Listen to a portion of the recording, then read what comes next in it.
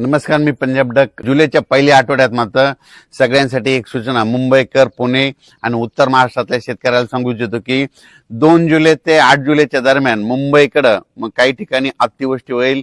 म्हणजे इतका पाऊस पडेल की आतापर्यंत मुंबईला इतका पाऊस कधीच नाही असा पाऊस येणार आहे. म्हणून मुंबई, पुणे, उत्तर महाराष्ट्रातल्या शेतकऱ्यांनी हा अंदाज लक्षात घ्यायचा.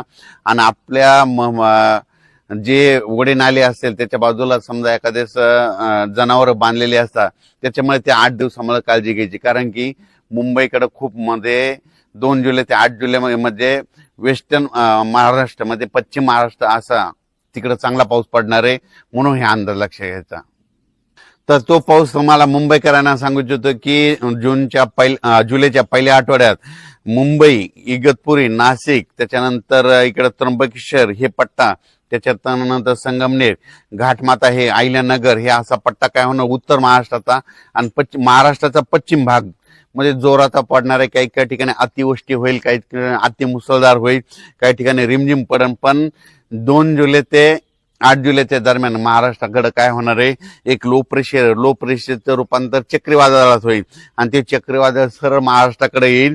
आणि त्याच्यामुळे महाराष्ट्राकडे मग काय होणार आहे, महाराष्ट्रामध्ये ठिकठिकाणी म्हणजे जुलैच्या पहिल्या आठवड्यात मुसळधार पाऊस पडणार आहे. म्हणून हा अंदाज लक्षात घ्यायचा. आणि शेतकऱ्याला सांगू इच्छितो की सर्वप्रथम आनंदाची बातमी, मी म्हटलं ना दुष्काळ वगैरे पडणार नाही, तर तुम्हाला सांगू इच्छितो मुंबईकडे, उत्तर महाराष्ट्राकडे, त्र्यंबकेश्वरकडे, नाशिककडे, इकडे संगमनेर पट्ट्यात, इगतपुरी भागात, इकडे घाटमाथ्यावर जो पाऊस पडला तर निळवंडे धरण आहे त्याच्यामध्ये पाणी येणार. त्याच्यानंतर मुळा धरणात देखील थोडी आवक सुरुवात होणार. त्याच्यानंतर काय होणार आहे, इकडं गंगापूरचं धरण आहे, त्र्यंबकेश्वरला पाऊस पडला तर त्या गंगापूरला येत आहे. प्रवरा नदीवर जे धरण आहेत त्याच्यामध्ये देखील आवक येणार. कारण की हे पाऊस हे 5-7 धरणासाठी. आणि त्याच्यानंतर तुम्हाला एक सांगू इच्छितो की नाशिककडे जे छोटे छोटे 2 TMC, 4 TMC, 5 TMC, 11 TMCचे, काही 15 TMC, 22 TMCचे जे छोटे छोटे धरणे आहेत, ह्या पावसात मात्र ते चांगले तुडुंब भरून जातील. म्हणून हा अंदाज लक्षात द्यायचा. कारण ते पाऊस येणारच आहे. कारण की जुलैच्या पहिल्या आठवड्यात पश्चिम मुंबईकडे, उत्तर महाराष्ट्राकडे चांगला पाऊस पडणार आहे. त्याच्यामुळे त्या धरणामध्ये आवक येणार आहे. शेतकऱ्यासाठी ही सर्वप्रथम आनंदाची बातमी. तर जुलैच्या पहिल्या आठवड्यात, आता तर हे पाऊस पडणार आहे 30 जून पर्यंत, पण जुलैच्या पहिल्या आठवड्यात मुंबई, त्र्यंबकेश्वर, नाशिक, त्याच्यानंतर अहिल्यानगर, संभाजीनगर, संगमनेर पट्टा, घाटमाता, पुणे ह्या परिसरात मुसळधार पाऊस पडणार आहे. त्याच्यामुळे हे तिकडला प्रश्न मिटल. पण त्याच्यानंतर काय झालं, पश्चिम महाराष्ट्रामध्ये सोलापूर जिल्हा, सांगली जिल्हा, त्याच्यानंतर साताराच्या इकडला पूर्वेकडील भाग, बऱ्याच शेतकऱ्याचे फोन आले. कोल्हापूर, सांगली, आटपाडी, त्याच्यानंतर दाळिंबपट्टा, कासेगाव मध्ये द्राक्षपट्टा, त्या भागात काय झालं, शेतकऱ्याचे फोन आले होते. पण काल कासेगावला सुद्धा पाऊस सुरू झाला, पंढरपूरला देखील पाऊस झाला. आणि सोलापूर जिल्ह्यातले सांगू इच्छितो की सोलापूरकडे देखील पाऊस येणार आहे. आता म्हणजे आज 26 ते 30च्या दरम्यान चांगला तुमच्याकडे जरी पाऊस पडणार आहे. तुमच्याकडे दुष्काळ वगैरे पाऊस पडणार नाही.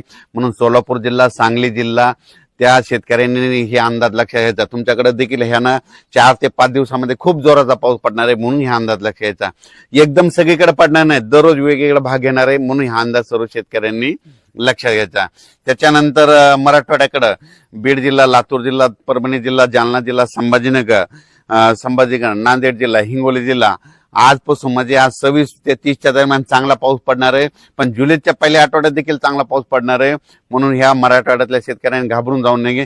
ज्या भागात आणखीन थोडेफार गावं वंचित राहायचे असतील, आज देखील त्या भागात पाऊस पडल्यानंतर तुमच्या देखील पेण्या होतील. म्हणून हे देखील सर्व शेतकऱ्यांना लक्षात घ्यायचं. विदर्भ, पूर्व विदर्भ आणि पश्चिम विदर्भ, पूर्व आणि पश्चिम विदर्भामध्ये आज देखील वेगवेगळ्या भागात चांगला पाऊस पडणार. कुठं उडे नाले वाहतील, कुठं रिमझिम पडेल, कुठं पेंडवलता पडेल, पण पाऊस पडणार आणि सगळ्या शेतकऱ्याला जीवदान ठरणार आहे. हे म्हणजे 30 जून पर्यंत असाच विदर्भात 6, 5, 11 जिल्ह्यामध्ये दररोज वेगवेगळ्या भागात पाऊस पडणार आहे. सगळीकडे एकदम पडणार नाही. आज ह्या जिल्ह्यात, उद्या त्या जिल्ह्यात, आज या गावात, उद्या त्या गावात, असं करत करत 30 तारखेपर्यंत, 30 जून पर्यंत विदर्भाच्या 11 जिल्ह्यात पाऊस पडणार आहे आणि त्यांचे देखील पेरणी लागणार आहे. पण विदर्भातल्या शेतकऱ्याला सांगू इच्छितो की जुलैच्या पहिल्या आठवड्यात मात्र तुमच्याकडे चांगला पाऊस पडणार आहे, धो पडणार आहे. म्हणून हे अंदाज लक्षात येतात.